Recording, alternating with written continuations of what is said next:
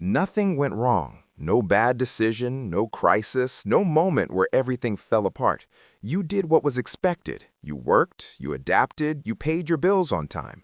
From the outside, your life looks stable, functional, responsible. That's exactly why this is hard to notice. There was no mistake to fix, no obvious problem to point at, no dramatic failure forcing change. Life just settled. The job became familiar, the routine became predictable, the commitments became permanent. At some point, without realizing it, you stopped asking where things were going and focused only on keeping them running. And keeping things running feels productive. It feels mature. It feels safe. But something subtle shifted.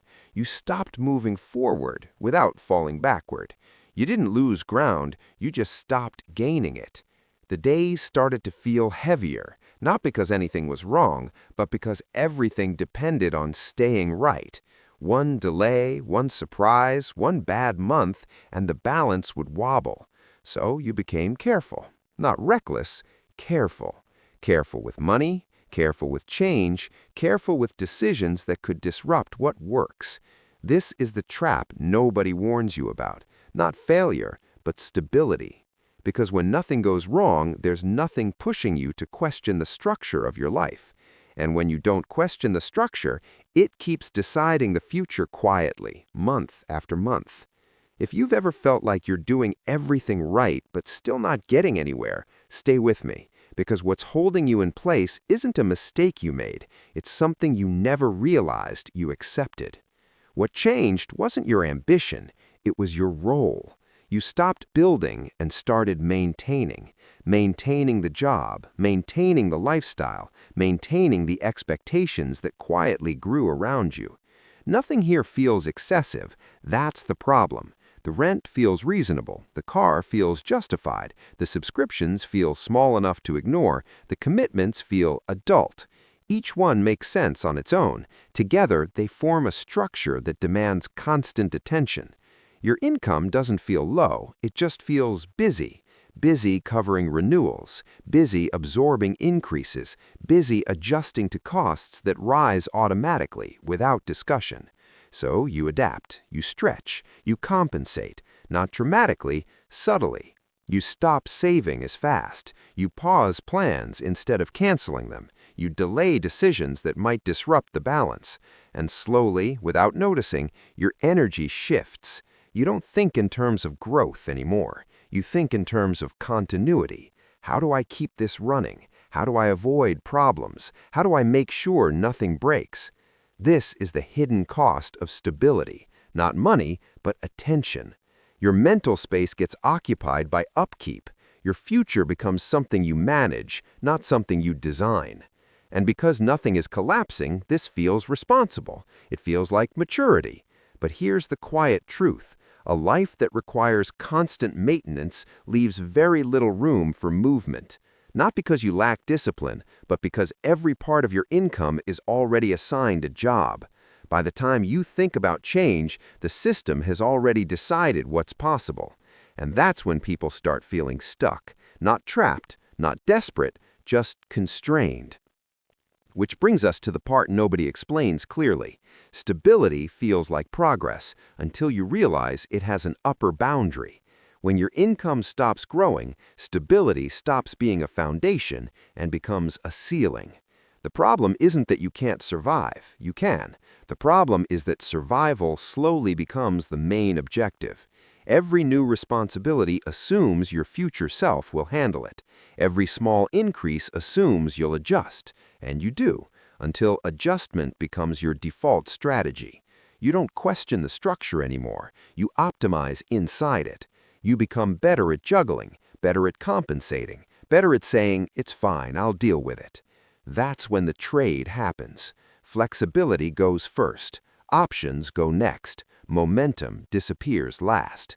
And because it happens gradually, you don't feel blocked. You feel managed.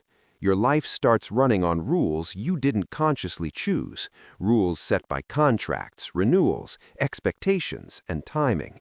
You're no longer directing the system, you're executing it. This is why effort alone stops working here. Not because effort is useless, but because effort can't override a structure designed for maintenance, not expansion. At this point, people usually blame themselves. They assume they're not trying hard enough, not focused enough, not disciplined enough. But the real issue is quieter. You're playing a game where the goalposts stopped moving forward and nobody told you. Once you see that, the question isn't, how do I push harder? It becomes something far more uncomfortable. Why does my life require so much effort just to stay the same? There's a number almost no one ever calculates. Not how much you earn, not how much you spend, but how much less room you have than you did a few years ago. Think back 3 or 4 years. Same job, same city, same lifestyle. Back then, after everything was paid, you had space. Not abundance, space. Space to save without stress. Space to say yes without checking balances. Space to recover from a mistake. Now, fast forward to today, nothing looks dramatically different, but the margin is thinner. Groceries cost a little more. Services renew a little higher. Insurance adjusts. Fees appear. Small costs multiply. Individually, they're harmless. Together, they quietly erase flexibility.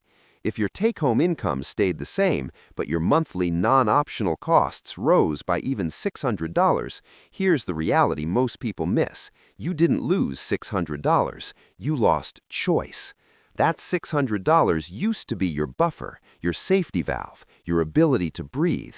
Now it's assigned before the month even begins. This is why the same income feels heavier, not because you're worse with money, but because the margin that absorbed friction no longer exists. You're not broke, you're exposed. And exposure doesn't hurt immediately. It just changes how you move. Carefully, defensively, one decision at a time. That's when stability stops feeling calm and starts feeling demanding. Here's what no one tells you about a normal life. It's expensive, not in money, but in attention. A normal life requires monitoring, tracking, remembering, due dates, renewals, adjustments. Your brain is always on standby, not anxious, but alert. You're not panicking, you're managing. Managing cash flow, managing timing, managing risk. And over time, that constant management does something subtle. It drains ambition. Not because you stopped dreaming, but because dreaming feels irresponsible when everything depends on staying balanced. You don't ask, what do I want next? You ask, what can I afford to risk? You avoid moves that could disrupt the system. You delay changes that might pay off later. You choose predictability over possibility. Not because you're afraid, but because the margin for error is gone.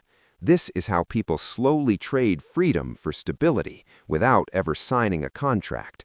Nothing feels wrong enough to escape. Nothing feels safe enough to leap.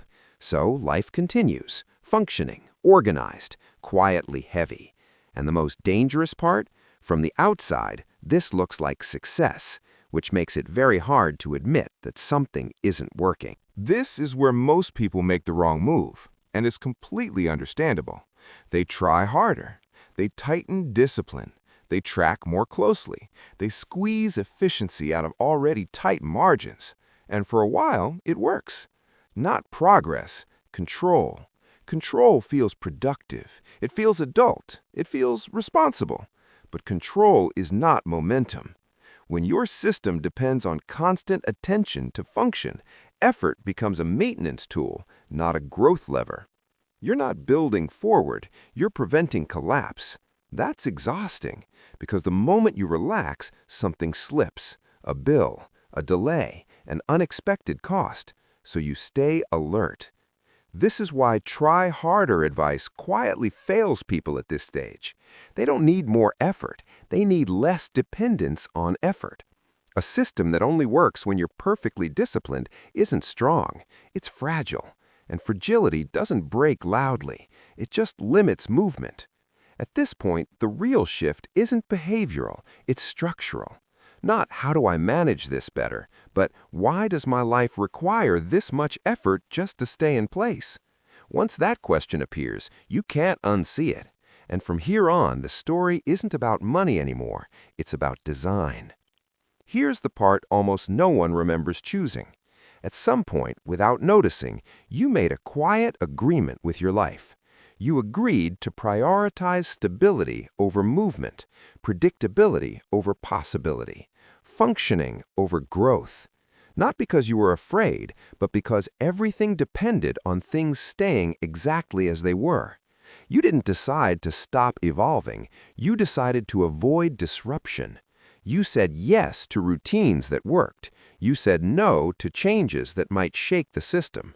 And slowly, that became the rule. You stayed longer than you wanted. You delayed ideas that didn't fit neatly into the month. You postponed risks that required time, patience, or uncertainty. Not forever, just for now. But for now kept repeating. This is how lives don't derail, they stall. Nothing feels broken enough to fix. Nothing feels safe enough to rebuild. So you keep going, efficient, responsible, careful, until one day you realize something uncomfortable. You're not stuck because you lack options. You're stuck because every option feels like a threat to the structure keeping things upright. And once stability becomes something you must protect at all costs, it quietly stops being stability. It becomes a constraint. This is where the internal question finally changes.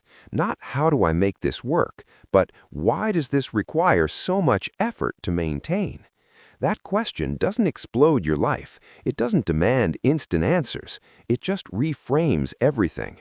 You start noticing how many decisions were made years ago for a version of you that no longer exists.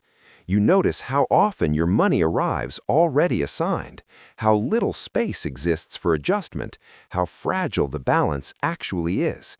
And for the first time, you stop measuring success by survival. You stop asking whether you can keep this going. You start asking whether you should. This isn't about quitting jobs or blowing things up. It's about recognizing that endurance is not the same as progress, that maintaining isn't the same as moving forward, and that a life that only works when everything goes right is not resilient, it's conditional. This realization doesn't give you a plan, it gives you clarity, and clarity is dangerous in the best way. Because once you see that your effort is being used to compensate for structure, you stop trying to squeeze more out of yourself and start looking at what quietly owns your future. That's when money stops being the main issue and design becomes the real one. When control begins to return, it doesn't feel like victory. It feels like quiet, less urgency, less constant calculation, less mental noise. You don't suddenly earn more. You don't feel rich. You feel less exposed. A surprise expense becomes manageable instead of destabilizing. A delay doesn't trigger panic. A bad month doesn't threaten everything else. And that changes how you move. You stop making decisions defensively. You stop choosing the least risky option by default. You start thinking beyond the next cycle, not boldly, calmly. This is what most people misunderstand about progress. It's not about adding more, it's about removing pressure. Space creates momentum, not motivation. Space lets you wait, compare, say no. And once you experience that space, something becomes obvious. What you called normal was actually constant tension. What you called discipline was mostly survival. What you called being realistic was often fear doing its job quietly. Nothing about your life needs to collapse for change to begin. Sometimes the most powerful shift happens when you stop asking how to endure longer and start asking how to live with more room. Here's the part no one hands you a script for. A life can work perfectly and still not take you anywhere. You can pay everything on time, stay responsible, keep things stable, and still feel like you're slowly trading motion for maintenance.